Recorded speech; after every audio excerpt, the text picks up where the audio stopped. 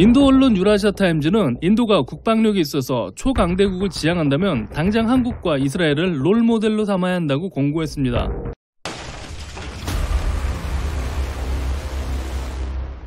특히 한국의 방위산업은 중소방위업체로부터 대기업까지 모두 경쟁력이 있어서 한국에 대한 벤치마킹이 필요한 것으로 보고 있습니다. 세계 무기시장에서 눈에 띄는 성장을 하는 나라가 두 나라가 있는데요. 그건 바로 한국과 이스라엘입니다.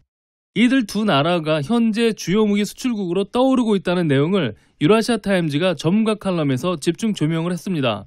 인도 언론은 한국을 주요 무기 수출국 중 하나로 소개하면서 한국이 2015년부터 19년까지 세계적으로 전체 무기 수출의 2.7%를 차지했고 무기 수출국 10위에 랭크됐다는 점을 언급했습니다. 한국의 방위산업의 강점은 기존의 무기 선진국에 대한 경쟁력을 갖춘 한국의 기업이 대기업 방산업체만 있는 것이 아니라 중소기업들도 글로벌 방위산업체로 진입하고 있다는 사실입니다. 그만큼 대한민국 방위산업 분야의 스펙트럼이 많이 넓어졌다는 것이죠. 바로 이런 점이 인도 마음에 들었었던 것 같습니다. 인도 언론이 말하기를 한국은 정교한 하드웨어를 생산하는 기술력이 상당히 좋은데 이러한 기술이 한 가지 영역에서만 발휘되는 것이 아니라 육해공 세 영역에 걸쳐서 실력을 발휘하고 있다고 평가했습니다. 인도는 이스라엘의 요격 기술과 정찰 위성의 기술 등에 감탄하면서 한국과 이스라엘을 자국의 국방력 강화의 롤모델로 삼아야 한다고 강조했습니다. 한국과 이스라엘이 무기산업 분야에 크게 성장하고 있는 이유는 적극적인 R&D 때문이라고 분석했습니다. 연구개발에 쏟아붓는 비용이 이스라엘은 GDP의 4.2%로 세계 최고이며 한국이 4.1%로 그 뒤를 바짝 쫓고 있습니다.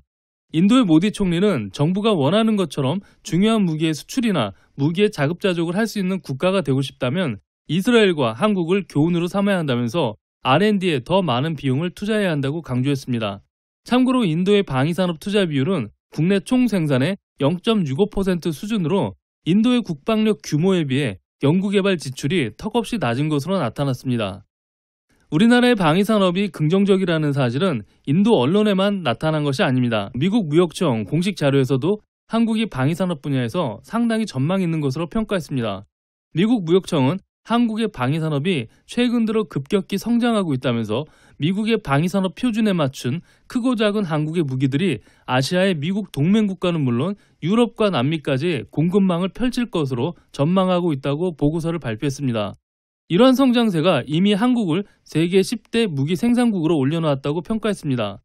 또한 이 보고서에서는 대량 살상 위협에 대응하기 위해 한국은 차기 무기 체계에 270억 달러의 재원을 할당하기로 결정했다고 합니다. 따라서 차기 한국 무기 체계는 전통적인 재래식 방식의 무기들을 대거 업그레이드할 방침인 것으로 알려졌습니다.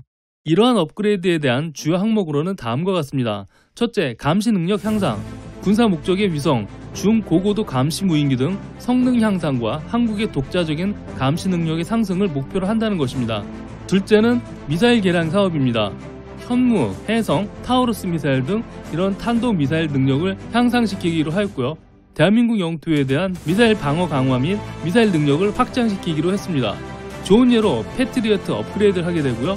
조기경보 레이더 및 이지스 전투 시스템 레이더를 추가적으로 설치하기로 했습니다. 기존 무기는 한국군의 병력 감축에 대응하기 위해 첨단 무기 체계로 대거 대체될 예정입니다. 포병 탐지 레이더라든가 드론, 무인 항공기, 로봇 시스템, 무인 공격 감시 및 운영 차량 이런 것을 개발한다고 합니다. 이외에도 잠수함이라든가 항공모함 F4, F5를 F-35A로 교체하고 위성 감시 시스템 KF-X에 적극 투자하는 등 앞으로 첨단 군사 장비에 많은 투자를 할 것이라고 미국 무역청이 밝혔습니다. 그런데요, 방금 말씀드린 항목들은 앞으로 시행할 무기 개편의 일부에 지나지 않습니다. 정말 대대적으로 무기체계 업그레이드를 진행하게 됩니다. 우리나라의 방산업의 성장 속도를 수출 물량을 기준으로 따져보자면 2017년 한국의 총 방산 물품이 수출액의 약 31억 달러로 2010년 수출액의 3배가 넘었고요. 또한 우리나라 무기 수출이 2011년부터 15년에 210% 증가한 것까지 합치면 2011년부터 2022년까지 총 10년간 모두 500%가 훨씬 넘는 성장을 했다는 사실을 알 수가 있습니다. 자, 이렇게 우리나라는 방산업 수출에서 아주 활발하게 활동하는 아시아 최고의 국가 중 하나가 되고 있습니다. 판매하는 무기도 전투기 같은 첨단 무기로 옮겨가고 있다는 사실이 매우 중요하다고 생각합니다. 참고로 2013년부터 18년까지 한국의 주요 국방 수출품 목록을 살펴보자면 말레이시아에 호위함 6척을 판매를 했고요. 필리핀의 경전투기 FA-50 12대를 판매했습니다. 인도네시아에는 16대의 T-50을 판매했고요. 역시 태국에도 T-50 12대를 판매했습니다. K9 자주포는 워낙 많은 국가에서 많은 물량을 수입을 해갔습니다. 아마 다음 보고서에는 한화에서 개발한 장갑차 레드백이라든가 잠수함 그리고 KF-X가 포함될 것 같습니다. 하지만 아직까지도 무기 판매에 있어서 미국 다음으로는 러시아와 중국이 차지하고 있는 건 사실이죠. 그런데 인도가 중국이나 러시아를 롤모델로 삼지 않고 한국이나 이스라엘을 눈여겨봤다는 점은 한국과 이스라엘이 러시아나 중국보다 기술지향적이고 미래에 필수적인 전략장비 개발에 투자를 하고 있기 때문인 듯합니다. 실제로 이스라엘의 차세대 방어 시스템이나 감시 시스템은 이미 세계 최고 수준이고요. 우리나라의 반도체 기반 하드웨어와 다양한 분야의 생산 능력이 중국이나 러시아보다는 많이 앞서 있는 것이 자명한 사실입니다. 좀 다르게 설명드리자면 중국이나 러시아는 이제 한물간 기술들이라는 이해가 될 수도 있습니다. 러시아나 중국이 만들고 있는 무기들은 10년, 20년 안에 전략적으로 별 도움이 안 되는 재래식 무기로 남게 된다는 그런 이야기죠. 저는 이런 결과가 나온 것이 순전히 반도체 개발 능력 때문이라고 보고 있습니다. 반도체가 강대국의 전유물이 될 것이라는 이야기는 오래전부터 나오기 시작했었는데요.